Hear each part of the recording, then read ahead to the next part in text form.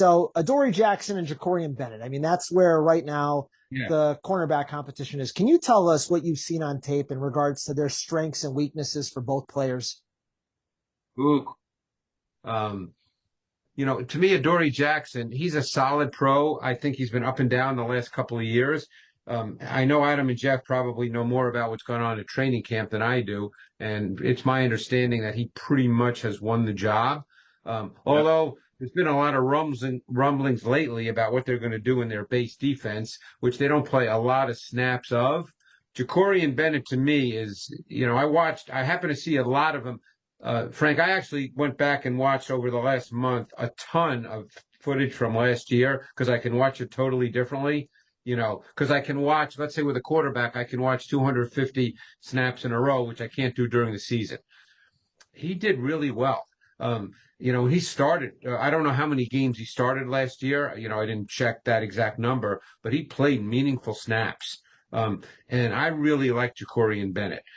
Obviously, they wouldn't have brought him in if they didn't think that there was a concern at the corner position opposite Quinyon Mitchell. You don't do those kinds of things if you feel great about your situation. So, we'll see how it goes. I like Bennett more than I like Jackson. I'm with you. I'm not there. I'm not there every day, so the coaches could tell me I'm wrong. But just from tape study, and that's all I have, because I'm not, at training camp, I'm not in their meeting rooms. But I like Jakorian Bennett more than I like Adoree Jackson. Who's the surprise player 10 to 32 who's going to be the Micah Parsons, who turned out to maybe be the best or one of the best two players from his draft? All right, let me pull up. I got to pull up the players. Give me a second. Because that happened 100 years ago. I think that Jahdae Barron's going to be a big factor for the Broncos. They drafted him for a specific reason because he's going to play nickel slot. He's physical. He's competitive. He's clearly a slot, not an outside corner. He can defend the run. Because there are certain times in as a slot player that you have a B gap responsibility in the run game. He can do that. I just think he's a really good football player. He was a really good guy to watch. I was a huge Omarion Hampton fan. I personally did not think there was a meaningful difference between Hampton and Genty. So, we know where he went. He went to the Chargers where they're going to run the ball. I really liked Matthew Golden. Trying to see the list here. I got to tell you, and not because we're talking Eagles, but based on what I saw on tape in the preseason, not being at camp, but I heard it was just as good. I loved what I saw from Jahad Campbell on tape. Loved it. I thought he was better in the areas that he needed to be better at. And that's always a good sign, a really good sign. Knowing that Jalen likes to throw the ball outside the numbers and doesn't really like to utilize the running backs in the passing game, do you think that Shipley could still be impactful in the pass game? Or do you just think that Jalen probably won't target him too often? Well, that's a great question because teams every year, Eddie, as you know, they tweak things. They're not, you're never exactly the same from year to year. You can't, no matter, even if you're a Super Bowl champion, you don't just come back and say, let's do exactly the same thing and we're going to win a Super Bowl. It never works out that way. Shipley is, obviously Gainwell was a very good receiver too. And they didn't use him in the way I think you're talking about, using a back in the run game, in the pass game, excuse me, is much more of check downs and things like that. They did at times use Barkley where he ran real routes. It almost started week 1 last year in Brazil when he caught the touchdown, but they didn't do that, as much as one might think.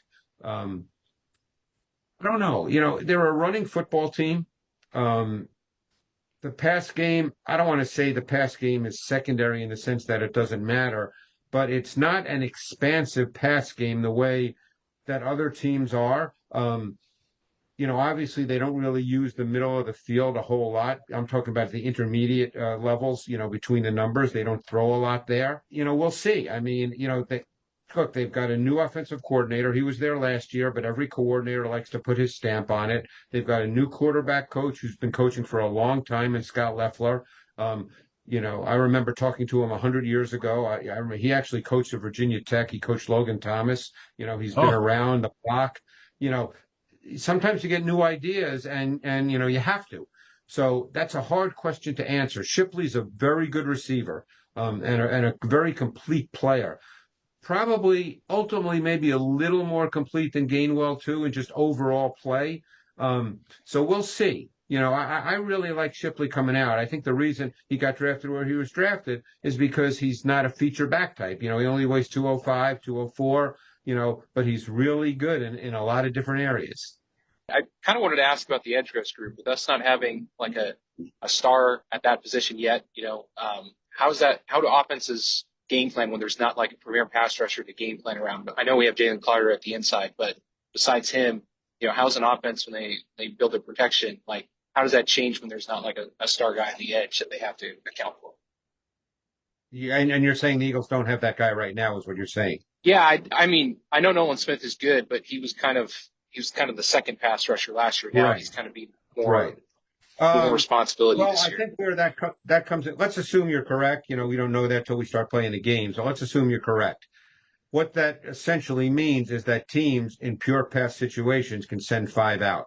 Because if you have pass rushers that you really have to be concerned about, on the edge in particular, obviously, then often it changes your formations. So, it changes a number of things, beginning with use of personnel, formations, route concepts and combinations, how the quarterback feels about, his time in the pocket, because when guys don't feel protected, you can almost see it on film. They start to play faster. So it changes a lot of things. So we'll see where Nolan Smith, continues to grow. He certainly clearly improved as the year progressed. We'll see about Jalix Hunt, who also improved as the year progressed. It's obviously tough to use the Super Bowl as a barometer because Tooney is not a tackle, and quite frankly, Taylor. And again, they played the Chiefs week 2. That'll be a fun conversation when we get to the Chiefs game. But he hasn't been very good in pass protection. But that's really how it impacts a team's offense is what they can do in the pass game from many different areas. What did you see from the tape from Mac McWilliams? Does the tape show that he can actually stay outside, or does it show that he still best to be inside the slot? I think he can do both. I mean, he's another guy whose tape I really liked. I think he plays with competitive toughness. There's a swagger to his game.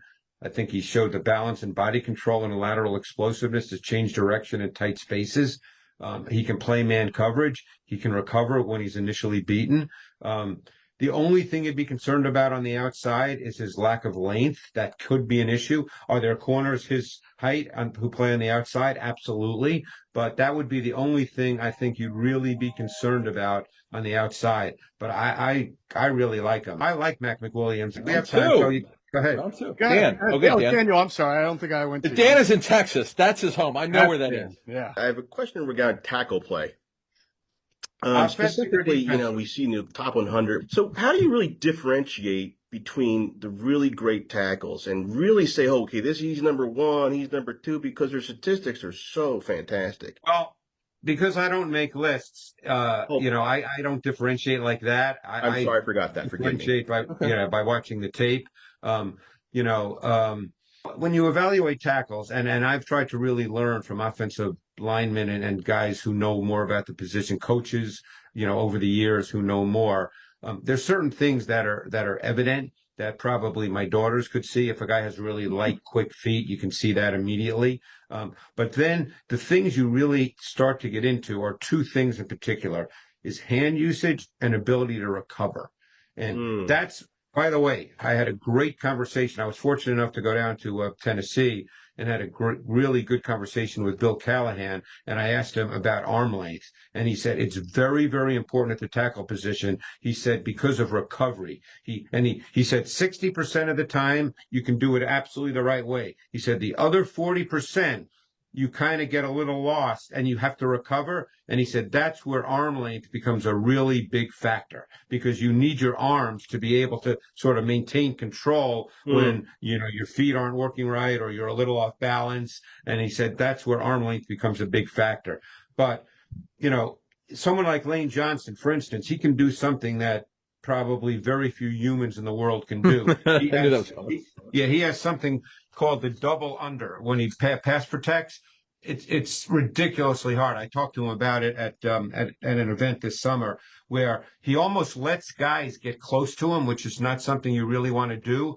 But he has this strength. It's called double under, and he just stops guys like this. Like they just, if you watch him, you'll see he literally can stop guys. He grabs under their pads and just picks them up. Oh my God! Yeah, he doesn't pick them up per se, but I mean he stops. No, I mean he stones them. He strikes them. He stones them doing that. Yeah. Gotcha. It's called a double under move, because no one's reaction as an athletic reaction is to go like this. That's not an athletic reaction. No. Yeah, no one does this as an athletic reaction. So a lot of offensive line and even offensive linemen, but defensive linemen as well, are taught to, try to hit you right here.